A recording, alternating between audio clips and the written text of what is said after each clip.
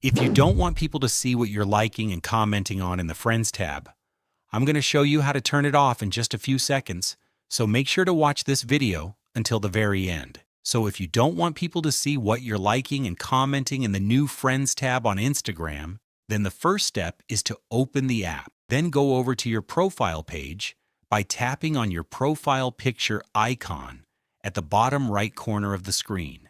After that, we'll have to access our Instagram settings.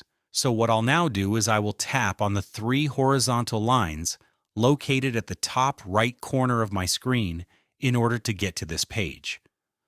Once I'm on the Instagram settings page, my job is to scroll a bit down, and the option which we are looking for is this Activity in Friends tab right here. This will give us two options. It's currently set to followers you follow back, and this means that they can see what I like and comment on in the Friends tab. So I'll set this to no one. And then I will successfully hide my activity in the new Friends tab on Instagram.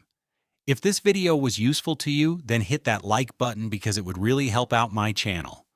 Thanks for watching, and I'll see you soon.